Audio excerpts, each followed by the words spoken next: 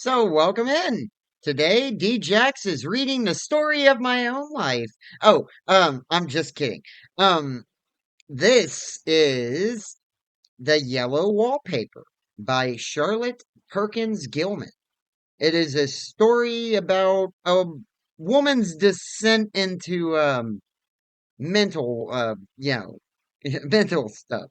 Get a little crazy, but she has her reasons. We'll explore that. I've read a lot about it. I asked my random Grok 3 about it. I'm just all over the place. And I read into it. It's rough, but I'm going to get into it here.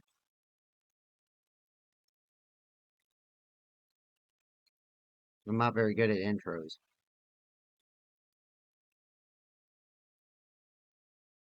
It is very seldom that mere ordinary people like John and myself secure ancestral halls for the summer.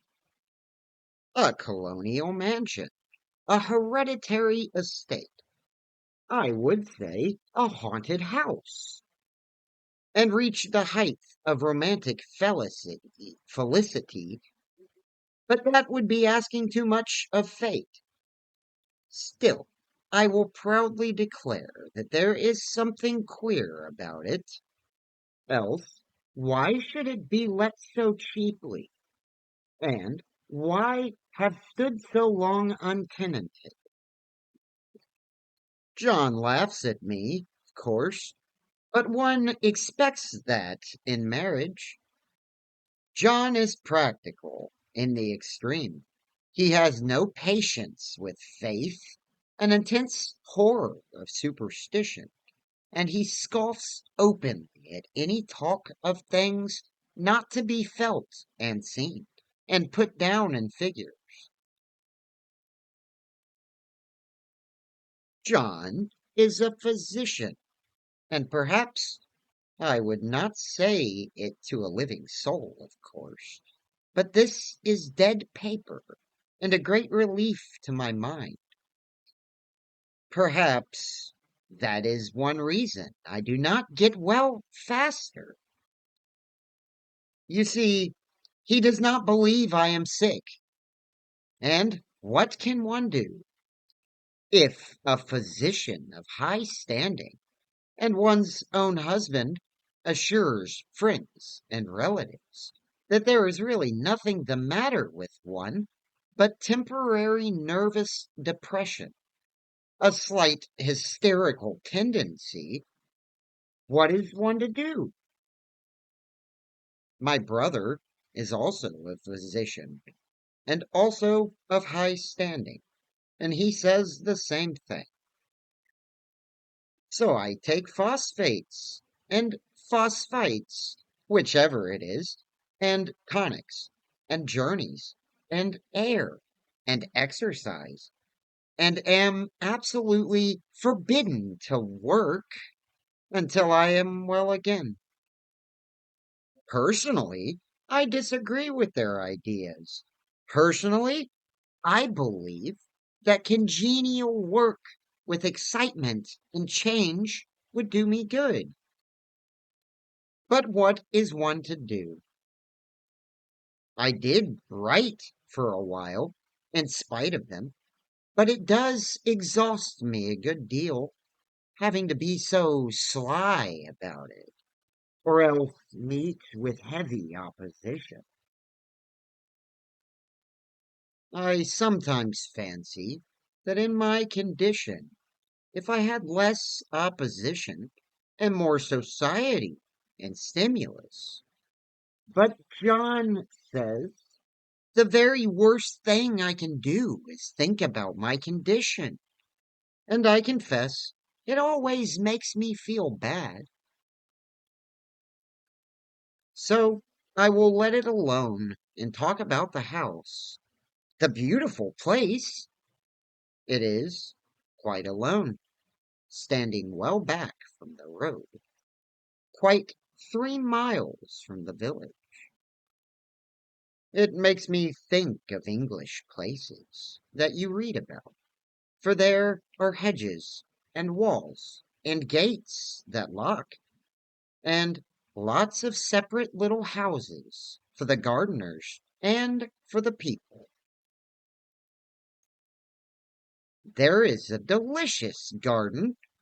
I never saw such a garden, large and shady, full of box-bordered paths, and lined with long grape-covered arbors, with seats under them. There were greenhouses, too, but they were all broken now. There was some legal trouble, I believe. Something about the heirs and co-heirs. Anyhow, the place has been empty for years. That spoils my ghostliness, I am afraid. But I don't care. There is something strange about the house. I can feel it. I even said so to John one moonlit evening. But he said what I felt was a drought, and he shut the window. I get unreasonably angry with John sometimes. I am sure I never used to be so sensitive. I think as it is due to this nervous condition. But John says, if I feel so, I shall neglect proper self-control. So I take pains to control myself, before him at least. But that makes me very tired. I don't like our room a bit. I wanted one downstairs that opened on the piazza and had roses all over the window and such pretty old-fashioned chintz hangings. But John would not hear of it. He said there was only one window and not room for two beds, and no near room for him if he took another. He is very careful and loving, and hardly lets me stir without special direction. I have a schedule, prescription for each hour in the day. He takes all care for me, and so I feel basely ungrateful not to value it more. He said, we came here solely on my account, that I was to have perfect rest and all the air that I could get. Your exercise depends on your strength, my dear, said he, and your food somewhat on your appetite. But air you can absorb all the time. So we took the nursery at the top of the house. It is a big, airy room, the whole floor, nearly, with windows that look all ways, and air, and sunshine galore. It was a nursery first, and then playground, and gymnasium, I should judge, for the windows are barred for little children, and there are rings and things in the walls. The paint and paper look as if a boys' school had used it. It is stripped off, the paper, in great patches all around the head of my bed, about as far as I can reach, and in a great place on the other side of the room, low down. I never saw a worse paper in my life. One of those sprawling, flamboyant patterns, committing every artistic sin. It is dull enough to confuse the eye and follow, pronounced enough to constantly irritate and provoke study. And when you follow the lame, uncertain curves for a little distance, they suddenly commit suicide. plunge off at outrageous angles, destroy themselves in unheard of contradictions. The color is repellent, almost revolting and smoldering. Unclean yellow, strangely faded by the low turning sunlight. It is a dull yet lurid orange in some places, a sickly sulphur tint in others. No wonder the children hated it. I should hate it myself if I had to live in this room long. There comes John, and I must put this away. He hates to have me write a word. We have been here for 2 weeks, and I haven't felt like writing before, since that first day. I am sitting by the window now, up in this atrocious nursery, and there is nothing to hinder my writing as much as I please, save for lack of strength. John is away all day, and even some nights when his cases are serious. I am glad my case is not serious, but these nervous troubles are dreadfully depressing. John does not know how much I really suffer. He knows there is no reason to suffer, and that suffices him. Of course, it is only nervousness. It does weigh on me so not to do my duty in any way. I meant to be such a help to John, such a real rest and comfort, and here I am, comparative burden already.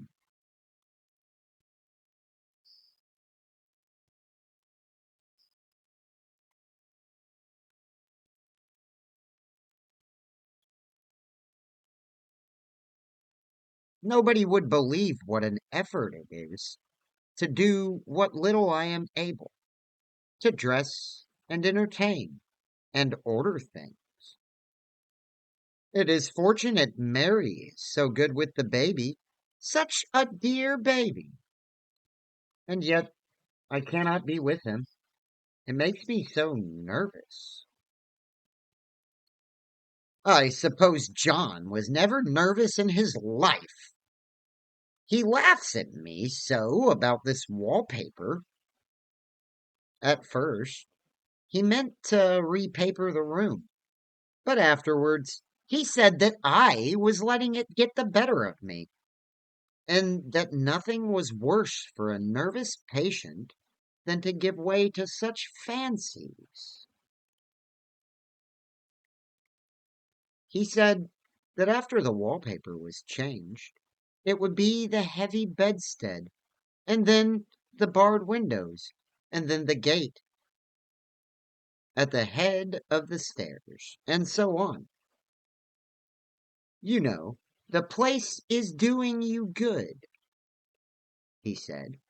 And really, dear, I don't care to renovate the house just for a 3 months rental. Then do let us go downstairs, I said.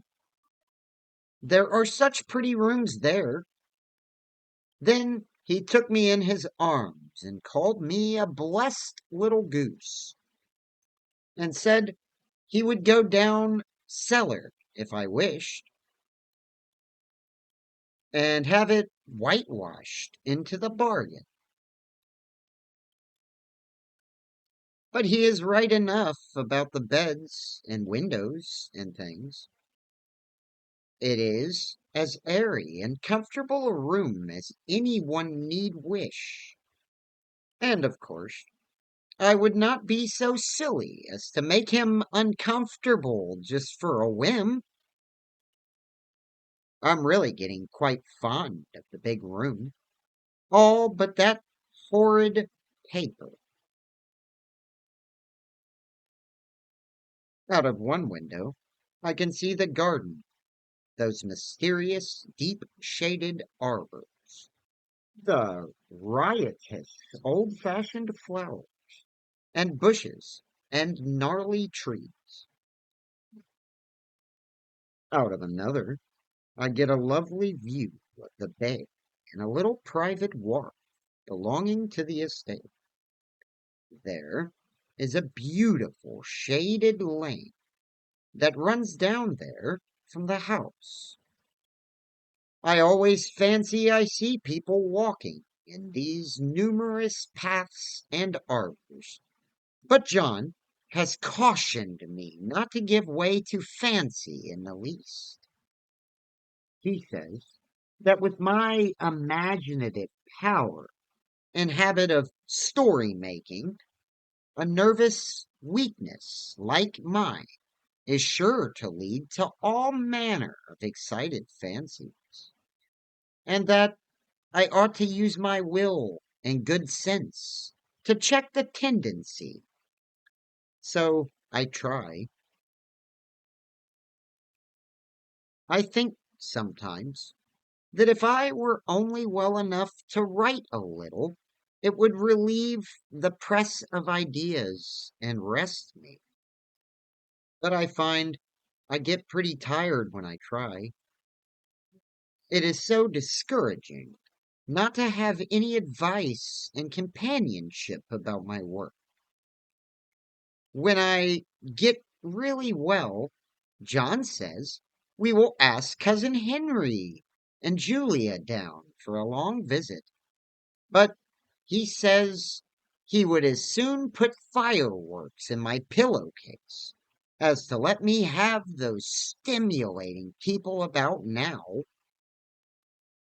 I wish I could get well faster, but I must not think about that. This paper looks to me as if it knew what a vicious influence it had. There is a recurrent spot where the pattern lolls like a broken neck and two bulbous eyes stare at you upside down. I get positively angry with the impertinence of it and the everlastingness. Up and down and sideways they crawl, and those absurd, unblinking eyes are everywhere. There is one place where two breadths didn't match, and the eyes go all up and all down the line, one a little higher than the other.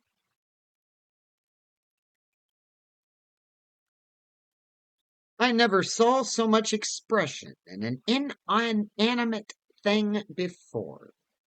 And we all know how much expression they have. I used to lie awake as a child and get more entertainment and terror out of blank walls and plain furniture than most children could find in a toy store.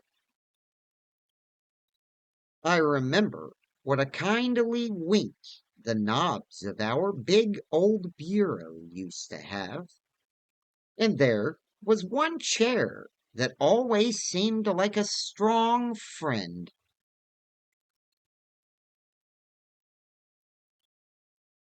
I used to feel that if any of the other things looked too fierce, I could always hop into that chair and be safe. The furniture in this room is no worse than inharmonious, however, for we had to bring it all from downstairs. I suppose when this was used as a playroom, they had to take the nursery things out, and no wonder. I never saw such ravages as the children have made here. The wallpaper, as I said before, is torn off in spots, and it sticketh closer than a brother. Uh, oh, they must have had perseverance as well as hatred. Then the floor is scratched and gouged and splintered. The plastic itself is dug out here and there, and this great heavy bed, which is all we found in the room, looks as if it had been through the wars. But I don't mind it a bit. Only the paper. There comes John's sister, such a dear girl as she is, and so careful of me. I must not let her find me writing. She is a perfect and enthusiastic housekeeper, and hopes for no better profession. I verily believe she thinks it is the writing which makes me sick. But I can write when she is out, and see her a long way off from these windows. There is one that commands the road, a lovely shaded, winding road, and one that just looks off over the country. A lovely country, too, full of great elms and velvet meadows. This wallpaper has a kind of sub pattern in a different shade, a particularly irritating one, for you can only see it in certain lights, and not clearly then.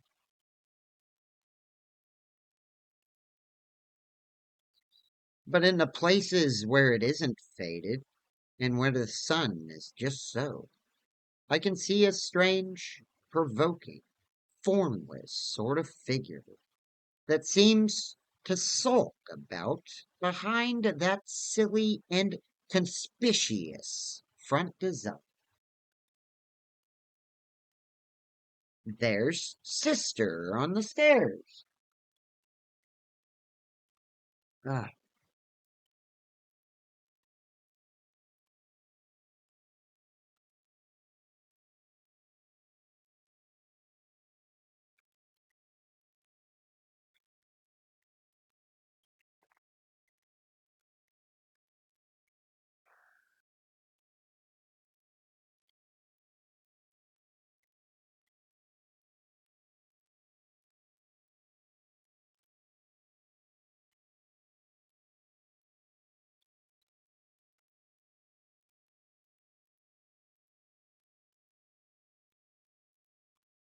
well, the 4th of July is over.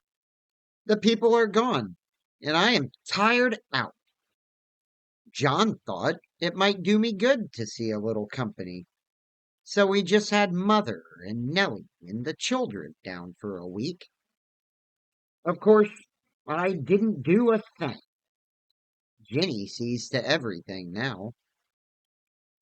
But it tired me all the same. John says if I don't pick up faster, he shall send me to Weir Mitchell in the fall. But I don't want to go there at all. I had a friend who was in his hands once, and she says he is just like John and my brother, only more so. Besides, it is such an undertaking to go so far. I don't feel as if it was worthwhile to turn my hand over for anything, and I'm getting dreadfully fretful and querulous. I cry at nothing, and cry most of the time. Of course, I don't when John is here, or anybody else, but when I am alone. And I am alone a good deal just now. John is kept in town very often, by serious cases, and Jeannie is good and lets me alone when I want her to. So I walk a little in a oh, so I walk. Oh, I had that right. Jesus. So I walk a little in the garden or down that lovely lane, sit on the porch under the roses, and lie down up here a good deal. I'm getting really fond of the room in spite of the wallpaper, perhaps because of the wallpaper. It dwells in my mind so. I lie here on this great immovable bed. It is nailed down, I believe, and follow that pattern about by the hour. It is as good as gymnastics, I assure you. I start, we'll say, at the bottom, down in the corner over there, where it has not been touched, and I determine for the thousandth time that I will follow that pointless pattern to some sort of a conclusion. I know a little of the principle of design, and I know this thing was not arranged on any laws of radiation, or alternation, or repetition, or symmetry, or anything else that I had ever heard of. It is repeated, of course, by the breadths, but not otherwise. Looked at in one way, each breadth stands alone. The bloated curves and flourishes, a kind of debased Romanesque with delirium tremens,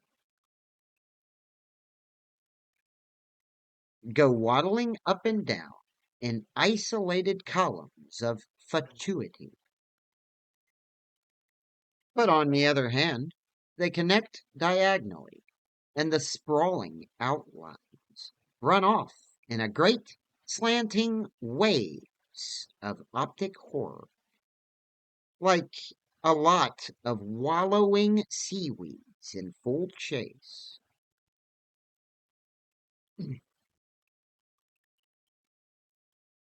The whole thing goes horizontally, too, at last.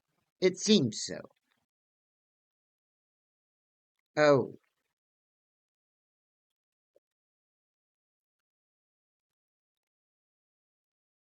at least it seems so. And I exhaust myself in trying to distinguish the order of its going in that direction. They have used a horizontal breadth for a frieze, and that adds wonderfully to the confusion. There is one end of the room where it is almost intact, and there, when the cross lights fade and the low sun shines directly upon it, I can almost fancy radiation after all. The interminable grotesques seem to form around a common center and rush off in headlong plunges of equal distraction. It makes me tired to follow it. I will take a nap, I guess.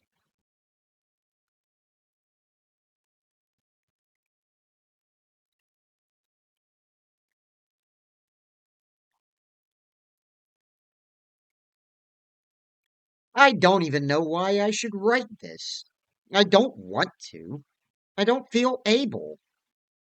And I know John would think it absurd, but I must say, what I feel and think in some way, it is a relief.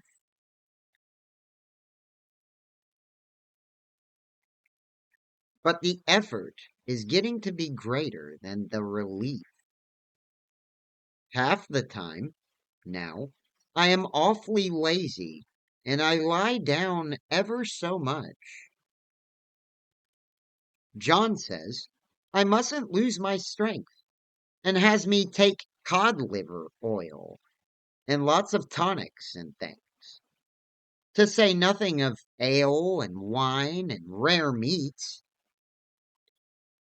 Dear John, he loves me very dearly and hates to have me sick. I tried to have a real, earnest, reasonable talk with him the other day and tell him how I wish he would let me go and make a visit to Cousin Henry and Julia. But he said I wasn't able to go, nor able to stand it after I got there. And I did not make out a very good case for myself, for I was crying before I had finished. It is getting to be a great effort for me to think straight. Just this nervous weakness, I suppose. And dear John gathered me up in his arms and just carried me upstairs and laid me on the bed and sat by me and read to me until it tired my head. He said I was his darling and his comfort and all he had, and that I must take care of myself for his sake and keep well. He says no one but myself can help me out of it, that I must use my will and self control and not yet let any fancies run away with me. There's one comfort: the baby is well and happy and does not have to occupy this nursery with the horrid wallpaper.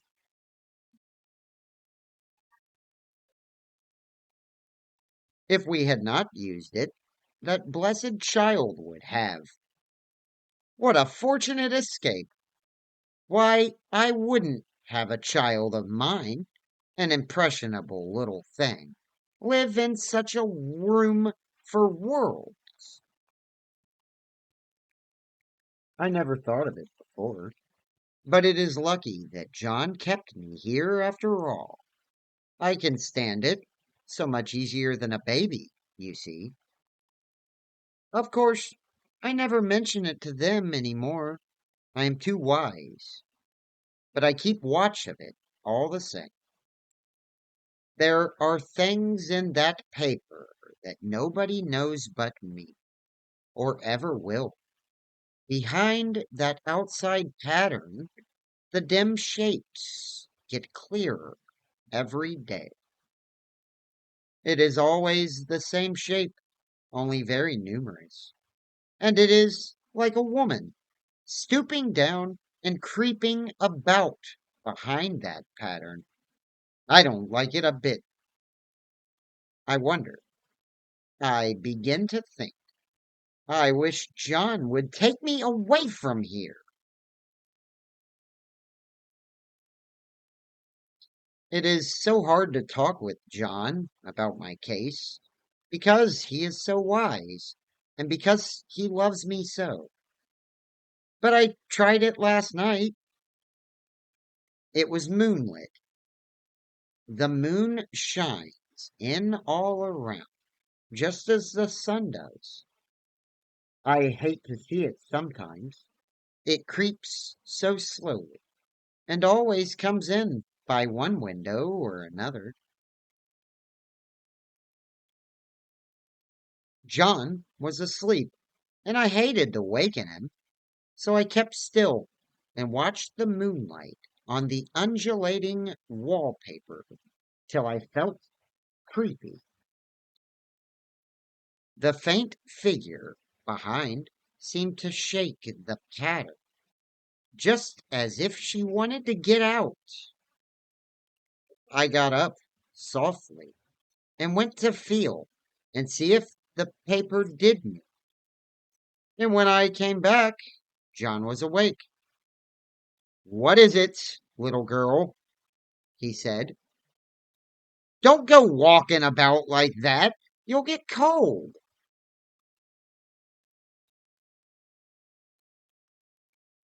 I thought it was a good time to talk, so I told him that I was really not gaining here, and that I wished he would take me away. "Why, darling?" said he. "Our lease will be up in 3 weeks, and I can't see how to leave before.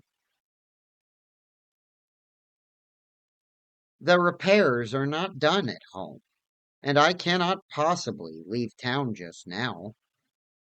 Of course, if you were in any danger, I could and would, but you really are better, dear, whether you can see it or not. I am a doctor, dear, and I know you are gaining flesh and color. Your appetite is better. I feel really much easier about you.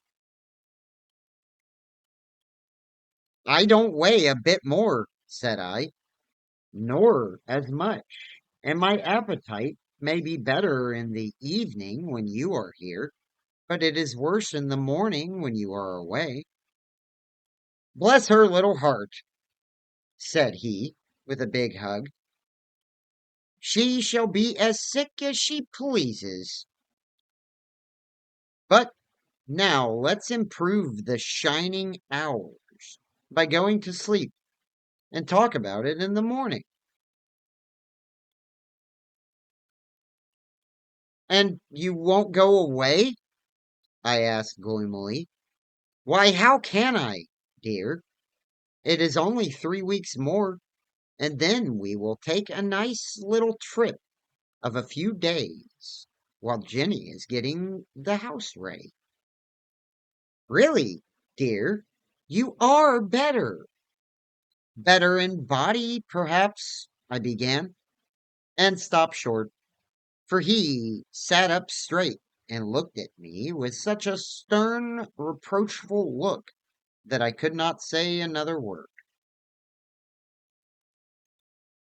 "My darling," said he, "I beg of you, for my sake, and for our child's sake, as well as for your own, that you will never for one instant let that idea enter your mind. There is nothing so dangerous, so fascinating, to a temperament like yours.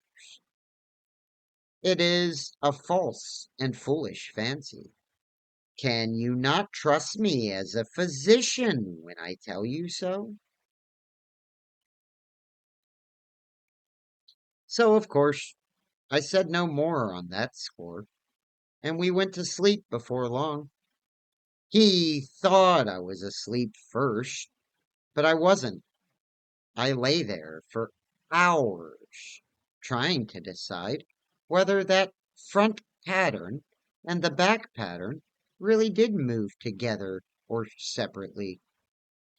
On a pattern like this, by daylight, there is a lack of sequence, a defiance of law. That is, a constant irritant to a normal mind.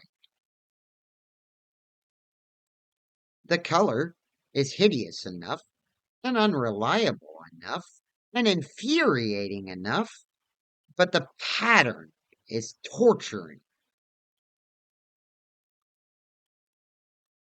You think you have mastered it, but just as you get well under way and following, it turns a back somersault, and there you are. It slaps you in the face, knocks you down, and tramples upon you. It is much like a bad dream. The outside pattern is a florid arabesque, reminding one of a fungus. If you can imagine a toadstool and joints, an interminable string of toadstools, budding and sprouting, and endless convulsions. Why, this is something like it. That is, sometimes.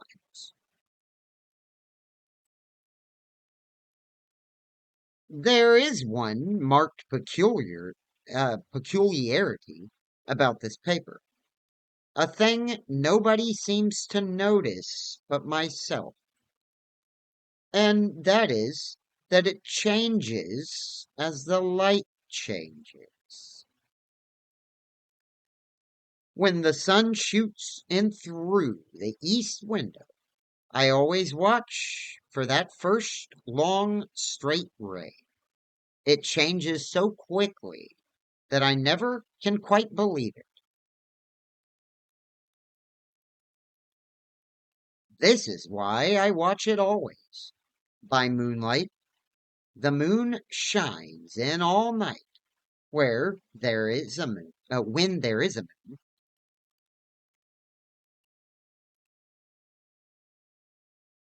thing. I wouldn't know it was the same paper.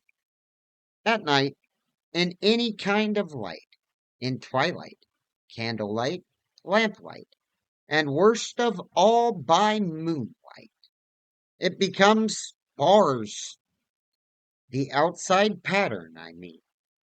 And the woman behind it is as plain as can be.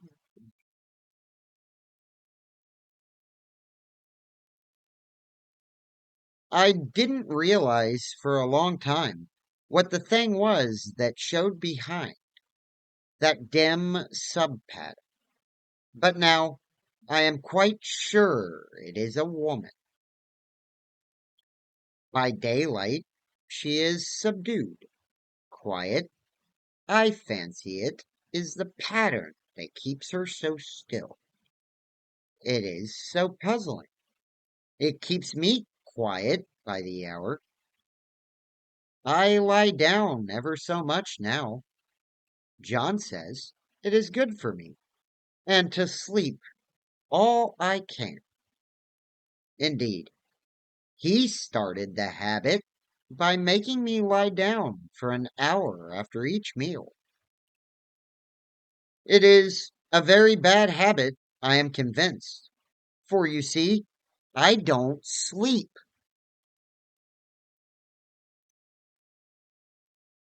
and that cultivates deceit, for I don't tell them I am awake.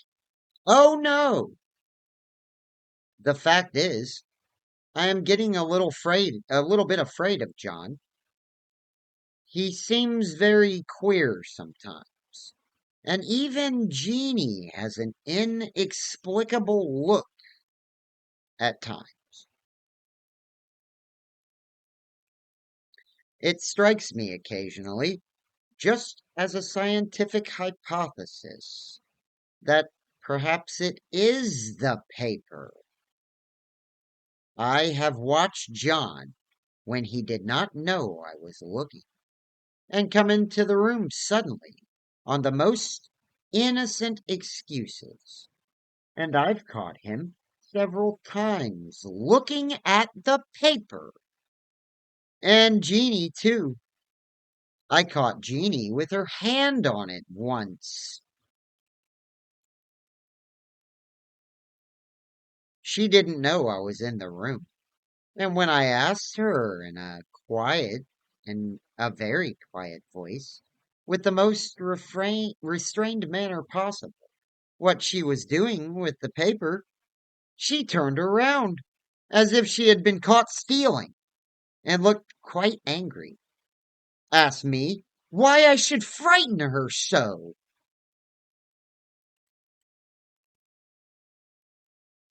Then she said that the paper stained everything it touched, that she had found yellow smooches on all my clothes and John's, and she wished we would be more careful. Did not that sound innocent? But I know she was studying that pattern, and I am determined that nobody shall find it out but myself.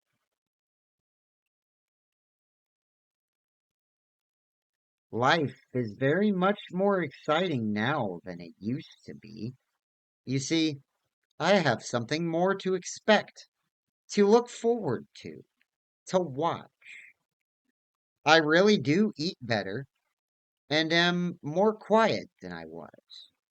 John is so pleased to see me improve. He laughed a little the other day and said I seemed to be flourishing in spite of my wallpaper. I turned it off with a laugh. I had no intention of telling him it was because of the wallpaper. He would make fun of me. He might even want to take me away. I don't want to leave now until I have found it out. There is a week more, and I think that will be enough.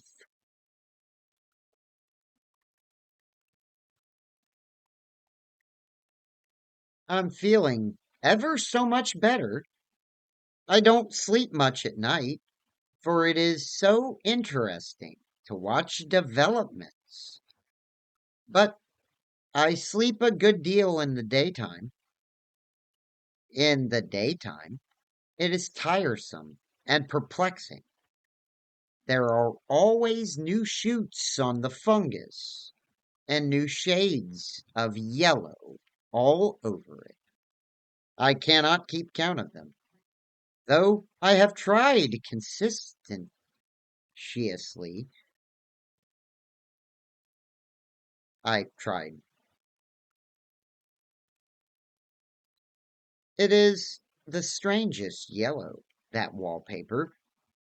It makes me think of all the yellow things I ever saw. Not beautiful ones like buttercups, but old, foul, bad yellow things. But there is something else about that paper. The smell. I noticed it the moment we came into the room. But with so much air and sun, it was not bad. Now we have had a week of fog and rain, and whether the windows are open or not, the smell is here. It creeps all over the house. I find it hovering in the dining room, skulking in the parlor, hiding in the hall, lying in wait for me on the stairs. It gets into my hair, even when I go to ride. If I turn my head suddenly and surprise it, there is that smell. Such a peculiar odor, too. I've spent hours. I'm trying to analyze it, to find what it smelled like. It is not bad at first, and very gentle, but quite the subtlest, most enduring odor I have ever met. In this damp weather, it is awful. I wake up in the nights and find it hanging over me. It used to disturb me at first. I thought seriously of burning the house to reach the smell. But now I am used to it. The only thing I can think of that it is, oh, the only thing I can think of that it is like is the color of the paper, a yellow smell.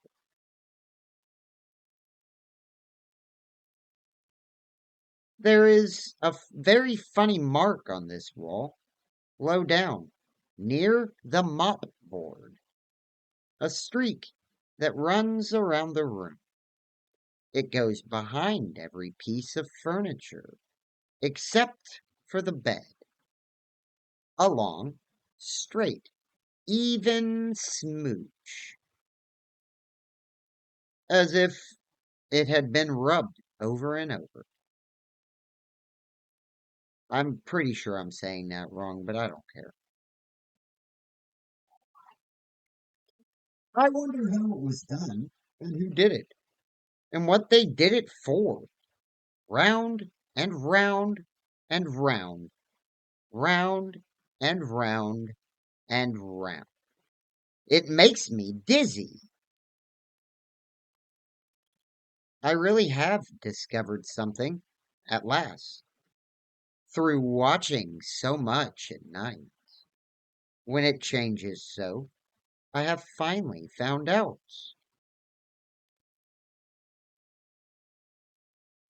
The front pattern does move, and no wonder the woman behind shakes it.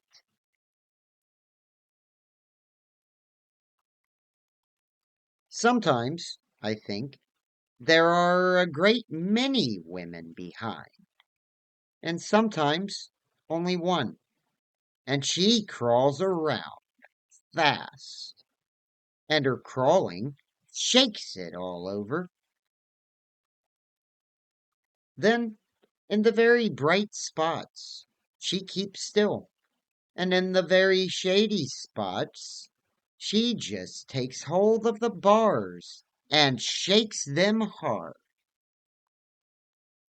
And she is all the time trying to climb through. But nobody could climb through that pattern. It strangles so. I think that is why it has so many heads. They get through, and then the pattern strangles them off and turns them upside down and makes their eyes white. If those heads were covered or taken off, it would not be half so bad. I think that woman gets out in the daytime. And I'll tell you why. Privately, I've seen her. I can see her out of every one of my windows. It is the same woman. I know it is. For she is always creeping. And most women do not creep by daylight. I see her on that long shaded lane, creeping up and down. I see her in those dark great arbors, creeping all around the garden. I see her on that long road under the trees, creeping along. And when a carriage comes, she hides under the blackberry vines. I don't blame her a bit. It must be very humiliating to be caught creeping by daylight. I always lock the door when I creep by daylight. I can't do it at night, for I know John would suspect something at once. And John is so queer now that I don't want to irritate him. I wish he would take another room. Besides, I don't want anybody to get that woman out at night but myself. I often wonder if I see her out of all the windows at once. But turn as fast as I can. I can only see out of one at one time. And though I always see her, she may be able to creep faster than I can turn. I have watched her sometimes, away, off in the open country, creeping as fast as a cloud, shadow in a high wind. If only that top pattern could be gotten off from the under one. I mean to try it, little by little. I have found out another funny thing, but I shan't tell it this time. It does not do to trust people too much. There are only 2 more days to get this paper off, and I believe John is beginning to notice. I don't like the look in his eyes. And I heard him ask Jeanie a lot of professional questions about me. She had a very good report to give. She said I slept a good deal in the daylight. John knows I don't sleep very well at night, for all I'm so quiet.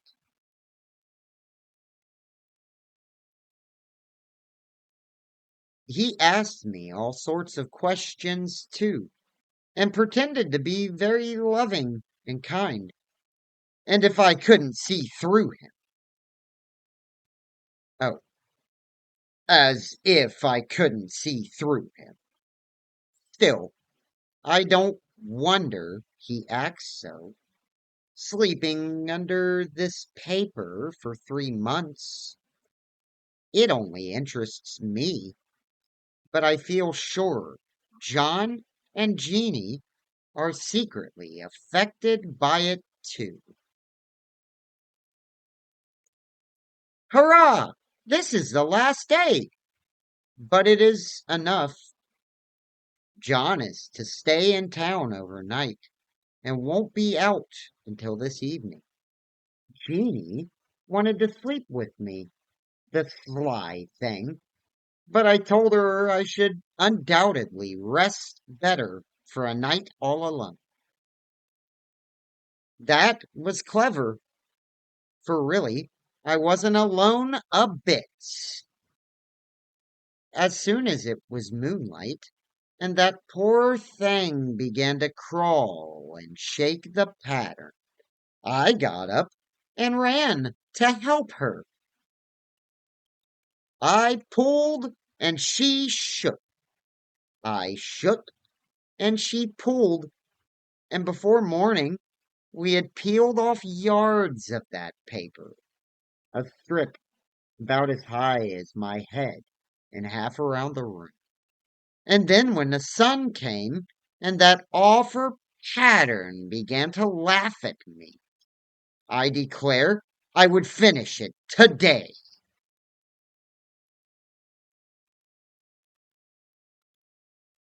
We go away tomorrow, and they are moving all my furniture down again to leave things as they were before.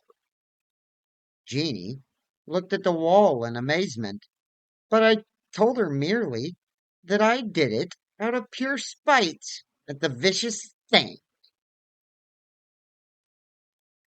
She laughed and said she wouldn't mind doing it herself, but I must not get tired. How she betrayed herself that time. But I am here, and no person touches this paper but me, not alive. She tried to get me out of the room. It was too patent. But I said it was so quiet and empty and clean now that I believed I would lie down again and sleep all I could, and not to wake me, even for dinner. I would call when I awoke. So now she is gone, and the servants are gone, and the things are gone, and there is nothing left but that great bedstead nailed down, with the canvas mattress we found on it. We shall sleep downstairs tonight and take the boat home tomorrow.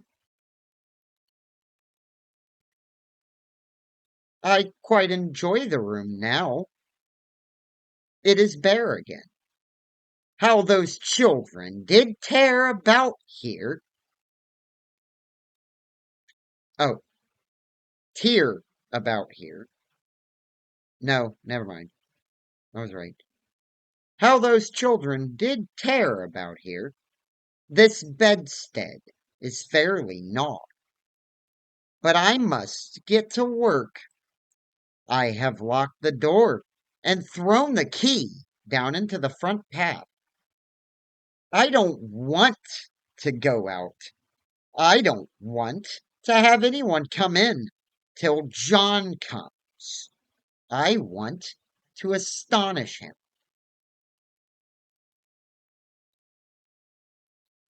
I've got a rope up here that even Jenny did not find. If that woman does get out and tries to get away, I can tie her up. But I forgot. I could not reach far without anything to stand on. This bed will not move. I tried to push it until I was lame, and then I got so angry I bit off a little piece at one of the corners, but it hurt my teeth. Then I peeled off all the paper I could reach, standing on the floor. It sticks horribly, and the pattern just enjoys it. All those strangled heads and bulbous eyes and waddling fungus growths just shriek with their derision. I am getting angry enough to do something desperate. To jump out of the window would be admirable exercise, but the bars are too strong even to try. Besides, I wouldn't do that. Of course not. I know well enough that a step like that is improper and might be misconstrued. I don't like to look out of those windows, even. There are so many of those creeping women, and they creep so fast.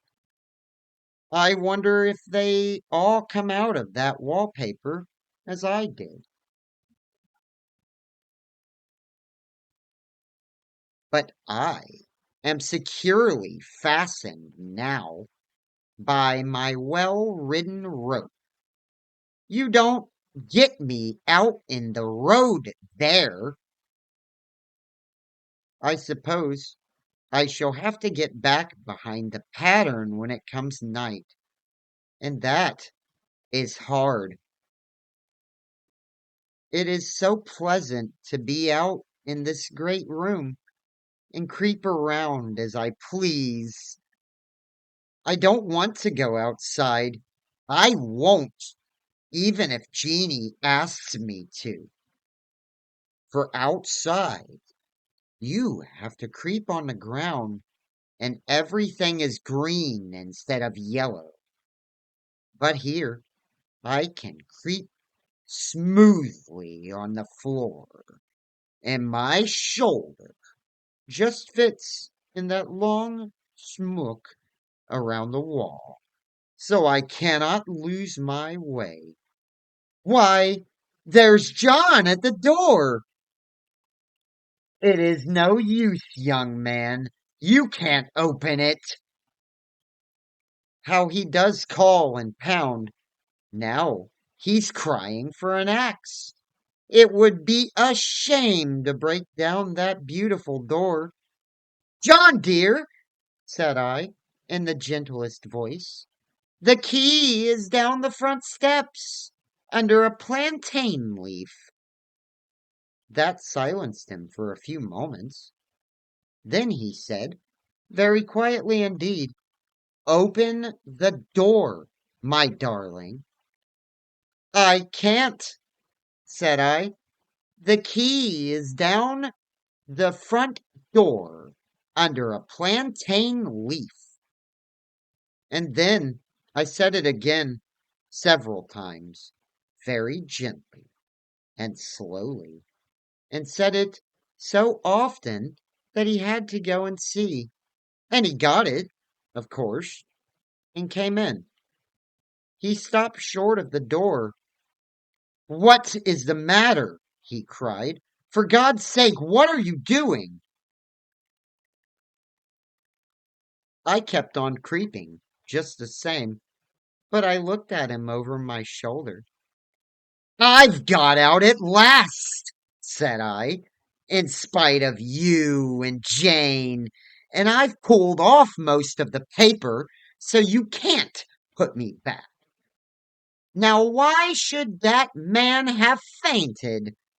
But he did, and right across my path by the wall, so that I had to creep over him every time.